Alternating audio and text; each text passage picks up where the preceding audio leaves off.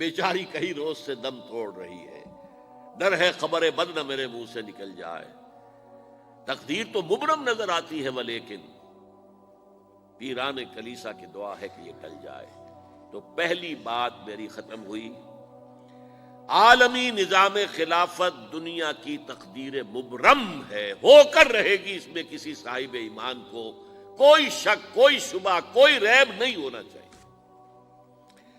البتہ اس کا اب دوسرا پہلو کیا ہے، اس کا آغاز کہاں سے ہوگا؟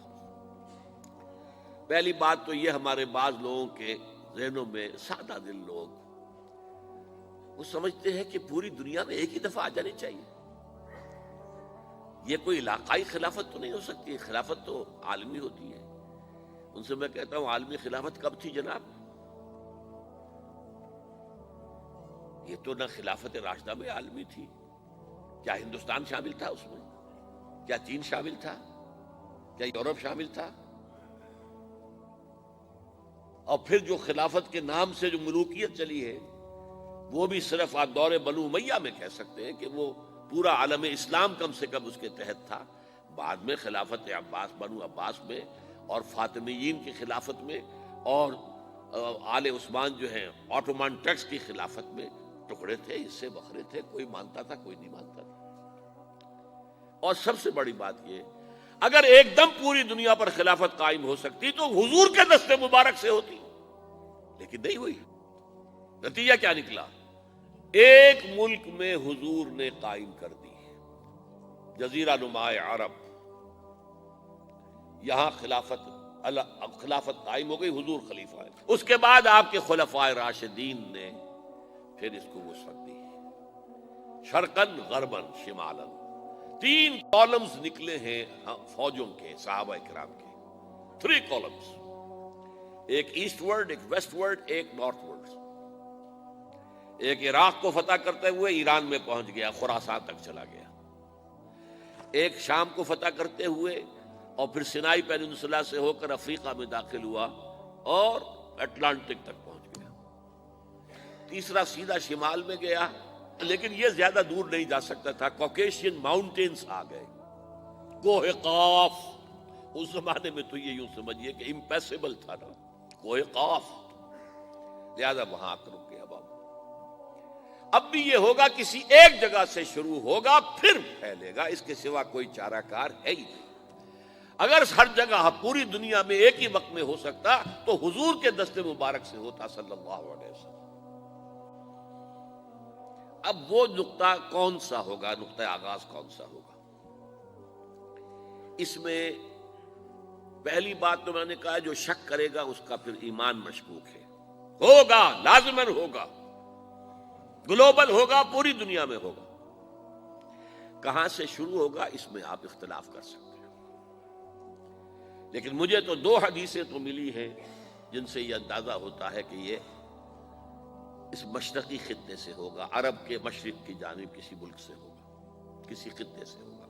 وہ حدیثیں بھی اب آپ پڑھ لیجیے پہلے، پھر میں کہہ رہا ہوں یہ خزانہ ہے جو ہم نے آپ کی خدمت میں پیش کیا ہے، کاش کہ آپ اس کی قدر کر سکیں، یہ حدیثیں آپ کو ازبر ہو جائیں، یاد ہو جائیں، لوح قلب پر نقش ہو جائیں۔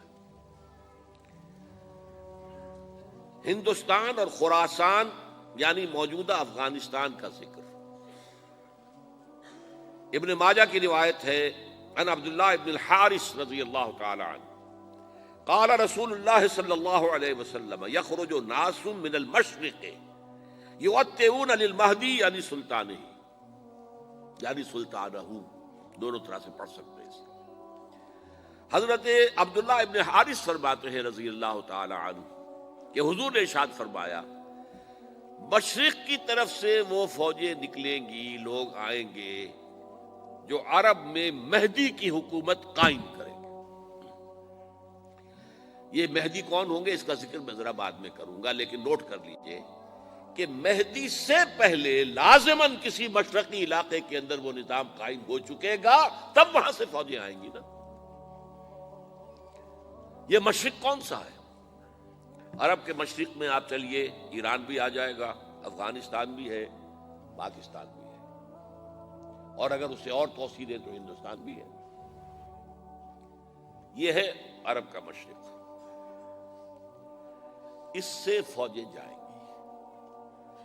اس کا کیا مطلب ہے کہ اس میں سے کسی جگہ پر نظام خلافت پہلے قائم ہو جائے گا، تاکہ وہاں سے فوجیں جائیں گی جو جزیرہ نما عرب میں حضرت مہدی کی حکومت کو قائم کریں گی۔ اب دوسری حدیث سنیے، یہ سنن ابن ماجہ کی حدیث تھی جو میں نے آپ کو سنائی، آپ نے پڑھی۔ دوسری، عن ابی ہریرہ رضی اللہ تعالی عنہ، یہ ترمذی شریف کی روایت ہے، قال قال رسول اللہ صلی اللہ علیہ وسلم یخرج من خراسان رایات سود لا يردها شیء حتی تنصب بإیلیا، خراسان کے علاقے سے سیاہ جھنڈے لے کر فوجیں آئیں گی، ان کا رخ کوئی موڑ نہیں سکے گا، ان کو پیچھے پھیر نہیں سکیں گے کوئی بھی، یہاں تک کہ وہ یروشلم میں جا کر جھنڈے نصب کر دیں گے۔ ایلیا حضور کے زمانے میں یروشلم کو کہتے تھے۔ یہ یروشلم تھا جب حضرت سلیمان کی حکومت تھی، اور یہاں پر معبد سلیمانی، ہیکل سلیمانی قائم ہوا، پھر یہ یروشلم ہی رہا ہے تاریخ میں، یہاں تک کہ سن 70 عیسوی میں جب ٹائٹس رومی جنرل نے اس کو گرایا، ختم کیا، سیکنڈ ٹیمپل گرا دیا، اور یہاں سے یہودیوں کو کہا نکل جاؤ یہاں سے، کوئی یہودی باقی نہیں رہا، تب بالکل تہو بالا برباد کر دیا۔ اس کے کوئی 150 سال بعد ہیڈریان، رومن ایمپرر ہیڈریان، اس نے پھر دوبارہ آباد کیا اس شہر کو۔ 150 سال تک یہ بالکل بنجر اور بالکل غیر آباد پڑا تھا۔ اب ہیڈریان نے جب آباد کیا تو اس کا نام ایلیا رکھا، اب یروشلم نام نہیں تھا، تو حضور کے زمانے میں پھر اس کا نام ایلیا تھا۔ اور اب اس سے کیا معلوم ہو رہا ہے کہ یہ یروشلم مسلمانوں کے قبضے سے اس وقت نکلا ہوا ہوگا، ایک دفعہ پہلے نکلا تھا، سن 1099 عیسوی میں مسلمانوں کے ہاتھ سے نکلا، کروسیڈرز عیسائیوں نے آ کر اس کو قبضے میں کیا، لاکھوں مسلمانوں کو مارا، قتل کیا۔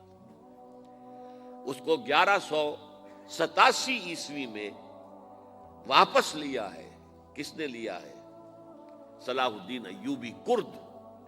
عرب کھوکھلے ہو چکے تھے، عربوں نے کھویا، واپس نہیں لے سکے، بہت حکومت کر چکے تھے، 400-500 برس کی حکومت کر کے، اور ان کے عیش اور ان کے آرام، اب ان میں جان نہیں تھی کہ وہ واپس لے سکے۔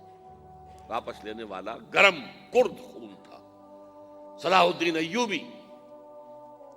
تو گویا کہ اب آپ سمجھئے کہ 88 برس تک عیسائیوں کا قبضہ رہا یروشلم پر۔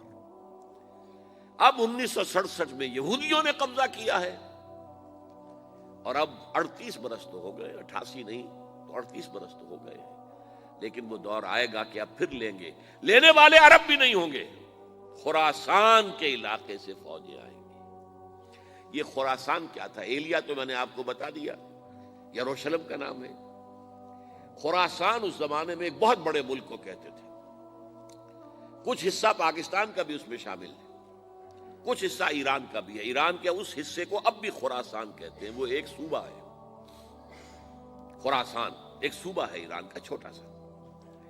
پاکستان میں خاص طور پر یہ جو علاقہ مالا کنڈ ایجنسی کہلاتی ہے، اس سے اوپر جتنا علاقہ ہے، اور یہ جو واخان کی ایک پٹی آتی ہے اوپر، واخان افغانستان کی ایک پٹی سی دم سی چلی آتی ہے جو جا کر چائنا کی سرحد سے مل جاتی ہے، یہاں سے لے کے یہاں تک یہ جو مالا کنڈ کا وہ درہ ہے اور پہاڑ ہے، یہ بھی خراسان کا حصہ ہے۔ باقی تقریباً 2/3 آف افغانستان ساؤدرن حصہ نہیں ہے خراسان کا حصہ، یہ سیستان کہلاتا تھا، یہ خراسان نہیں ہے، لیکن یہ کہ اوپر کا 2/3 آف افغانستان، اور اس کے ساتھ یہ جو عرب، جو اب یہ ترک ممالک آزاد ہوئے ہیں سوویت یونین کی ڈسولوشن کے ساتھ، یہ سارا علاقہ کہلاتا ہے خراسان بزرگ، دی گریٹ خراسان۔